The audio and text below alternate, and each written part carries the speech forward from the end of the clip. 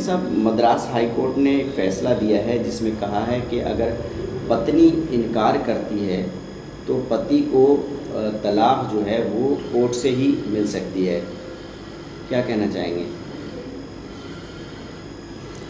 نحمدہ ونصلی ونسلم علی حبیبہ الکریم اما بعد. یہاں پر میں یہ عرض کرنا چاہوں گا کہ مدراس کورٹ نے اس مسئلے میں کیا کہا ہے یہ بات تو ایک الگ ہے. عدالتیں کیا کہتی ہیں، کچہری کیا کہہ رہی ہے، یہ ایک الگ چیز ہے.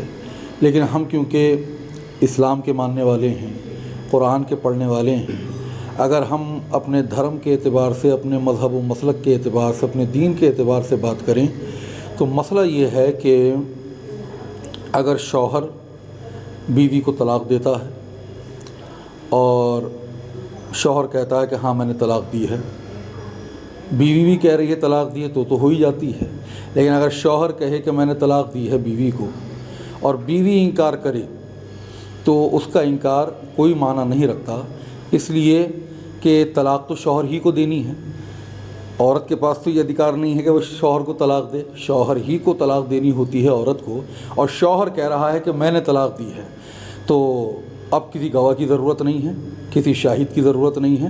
یہ بات ماننی ہے اسلام میں، مذہب میں، دین میں کہ طلاق ہو گئی. عورت اگر یہ کہے کہ طلاق دی ہے اور شوہر منع کرے کہ میں نے نہیں دی ہے تو عورت کو گواہ پیش کرنے ہوں گے. مطلب اگر شوہر کہتا ہے کہ میں نے طلاق دی ہے اب کسی گواہ کی ضرورت نہیں ہے.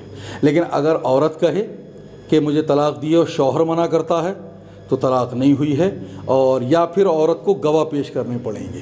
کورٹ نے یہ بھی کہا کہ جس ویکتی نے طلاق دیا تھا اس نے 2 نوٹس کورٹ کے دکھائے، ایک اپنے پتا کی گواہی دکھائی، ایک مفتی کا سرٹیفکیٹ دکھایا کہ طلاق ہو گیا، لیکن کورٹ نے اسے نہیں مانا بلکہ یہ کہا کہ آپ پہلی پتنی کو گزارا بھتہ دیں اور یہ کرورتا ہے.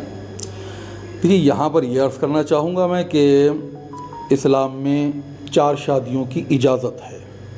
لازمی نہیں ہے ہر کسی کے اوپر کو 4 شادی ہی کرے گا، نہ ایسا نہیں ہے، کر سکتا ہے. کیا مطلب؟ اگر وہ کسی کو سہارا دینے کے لیے، کسی کی زندگی کو آسان بنانے کے لیے، کسی کا سہارا بننے کے لیے شادی کرتا ہے، 2 یا 3 یا 4، تو اس میں کوئی حرج نہیں ہے. اس کا مطلب ہے کسی کو سہارا دینا، کوئی کسی غریب کو سہارا دینا یا کسی رانڈ بیوہ کو سہارا دینا اس سے نکاح کر کے، تو یہ تو ایک بہت اچھی بات ہے. لیکن اسلام نے یہ بھی کہا ہے کہ آپ کے پاس اتنا ہو، اتنا سرمایہ ہو، اتنا مال ہو، اتنا روپیہ ہو کہ آپ پہلی کا بھی خیال رکھیں اور دوسری کا بھی خیال رکھیں. یہ بھی اسلام کہتا ہے. ایسا نہیں کہ آپ کے پاس کھانے کو نہیں ہو آپ شادی کر بیٹھیں، نہ، بلکہ اسلام یہ کہتا ہے کہ آپ کے پاس اتنے وسائل ہونے چاہیے، اتنا مال ہونا چاہیے کہ آپ پہلی کا بھی اخراجات اٹھائیں اور دوسری کا بھی اخراجات اٹھائیں. اور جہاں تک بات ہے کہ کورٹ کیا کہتا ہے، تو دیکھیے ایسا ہے کہ کورٹ تو اپنی مرضی پیش کرے گا، اپنی رائے پیش کرے گا جو اس کو ٹھیک لگے گا. اور ہم وہ بات کہہ رہے ہیں کہ جو اسلام کہہ رہا ہے، ہمارا دین اور ہمارا مذہب کہہ رہا ہے. تو دوسری شادی کرنے میں کوئی حرج نہیں ہے. اور ایسا بھی اسلام کا کوئی قانون نہیں ہے کہ آپ دوسری شادی کریں گے تو پہلی والی سے اجازت لینی پڑے گی. مشہور ہے یہ بات کہ اگر دوسری شادی کریں گے تو پہلی والی سے اجازت ضرور لینی پڑے گی. ایسا بھی اسلام کا قانون نہیں ہے، اجازت لینا ضروری نہیں ہے. کورٹ نے یہ بھی کہا کہ اگر دوسری شادی ہونے کے بعد پہلی پتنی چاہے تو وہ طلاق لے سکتی ہے. ہاں اگر وہ چاہتی ہے طلاق لینا تو لے سکتی ہے، یہ ایک الگ چیز ہو گئی. اگر وہ چاہتی ہے کہ میں نہیں رہنا چاہتی، یہ تو اس کی مرضی کی بات ہے. لیکن پتی بادیہ نہیں ہے گواہ پیش کرنے کے لیے. مطلب جس نے طلاق دی ہے جی وہ پابند نہیں ہے اس بات کا کہ وہ گواہ پیش کرے.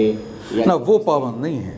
اس نے اگر یہ کہا کہ میں نے طلاق دی ہے تو طلاق ماننی ہے، طلاق ہوگا. ہاں اگر وہ انکار کرتا ہے اور بیوی کہتی ہے کہ نہیں دی ہے، شوہر کہہ رہا ہے میں نے نہیں دی ہے لیکن بیوی کہہ رہی ہے کہ میں نے دی ہے، تو اب بیوی کو گواہ پیش کرنے پڑیں گے. یہ اسلام کا قانون ہے.